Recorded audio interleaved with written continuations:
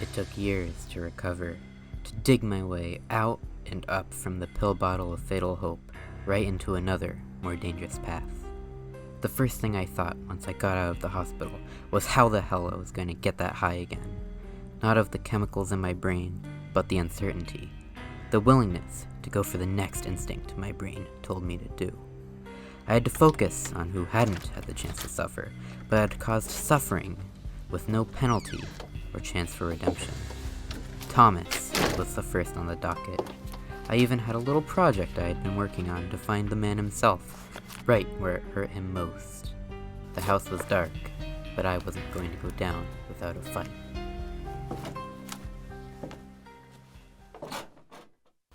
The story of the CRT Watch began 1.5 years ago. I saw a Craigslist deal where some guy had a bunch of VHS tapes to give away for free. I didn't know where or how he had gotten them, but I wasn't asking any questions. My dad was nice enough to take me to get them, and the trip went pretty smoothly, except the car's air conditioner broke down halfway through the trip on a hot summer day, and the Craigslist guy forced 150,000 tapes to give to me.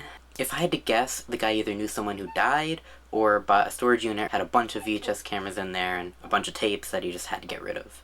You know, I wonder what fun activities we can do with these tapes. Let's go see.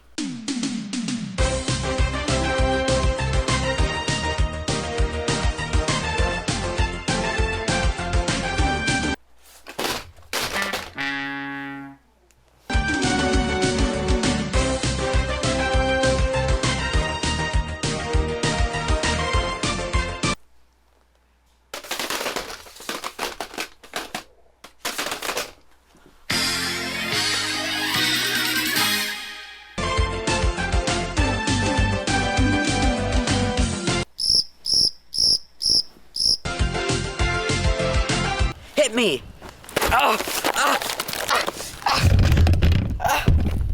Anyways, I only wanted the cameras to make videos with, which I don't think I accounted for the fact that they are hard to power, bulky, and prone to breaking.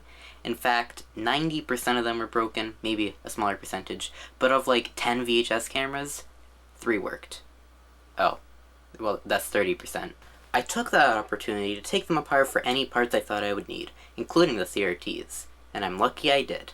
You see, at some point on LGR, I saw this video of him showing off a little tiny CRT someone sent him, I guess just to play some Fallout 4 on and all that stuff, and I thought it was really cool. I didn't really understand how to do that at the time, but now I realized it's probably just a simple matter of powering it and setting composite video into it. At some point, I had the idea to make the CRT Watch. I don't know how I got it, but I loved that idea, and I still do. Although, at the time, I was a lot worse with everything. Yeah, to say it was a little big would be an understatement. It had a little keyboard from an Xbox controller attachment and a little mouse, and it ran on a Raspberry Pi that I never actually put any clock programs on, so it wasn't ever really a watch. Here's what it looks like now. Yeah, I disassembled it a while ago because I found an Arduino clock program that used a real-time clock. I promptly abandoned it due to killing the CRT with too much voltage. A year later, I picked up the project again with much improved skills and general knowledge about how electronics worked. I'm by no means an expert, but I am a lot better than I used to be. I used another one of the CRTs that I got from the cameras. As you can see, I have quite a collection. At first I tried this 1832 Arduino project, but it didn't have a battery for saving the time when it was powered off, and there wasn't really an easy way to use buttons to change the time, so I abandoned it. I did, however, go back to some Arduino code I found the first time around that I just never finished because I killed the CRT. This one was highly modifiable and had that backup battery that I wanted, and with a little help from my dad, the code was perfected. Now is boring time. This is how the watch works. The 3.7 420 milliamp hour battery connects to the USB charging board. It then goes to a voltage booster in order to power both the Arduino and CRT, and then gets sent into the Arduino with the real-time clock connected, along with the buttons to set the time up or down. Then the power and video just go out to the CRT. There's also a button in there to, turn on the Arduino and CRT. That may not seem like the most complicated thing in the world, but this is a big project for me. It's one thing to have an idea for a project in a general way you want to do it. It's a whole nother thing to take all the bits and bobs and put them together into something that, well, it's a finished product. All I had to do was take all those electronics and shove them into a custom 3D printed shell, along with a pressure fit top with some nice plexiglass I cut out so you can see all the beautiful electronics inside.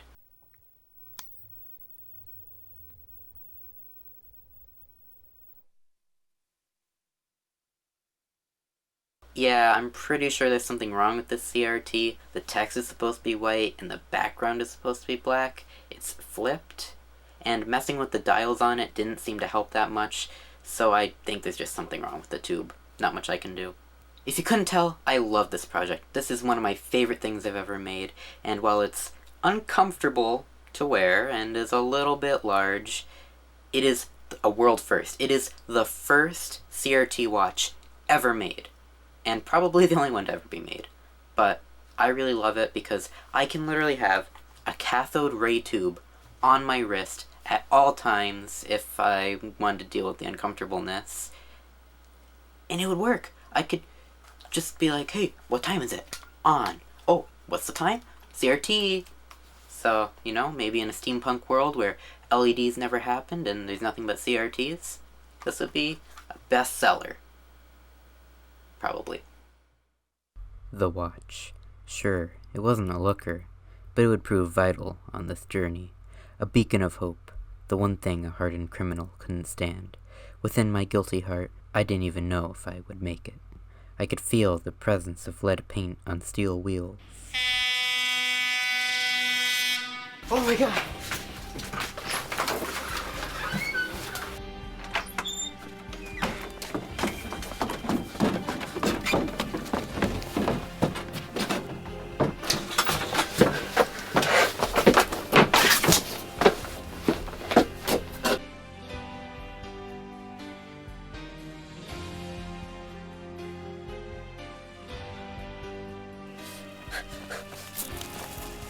Take this, Thomas! Ah!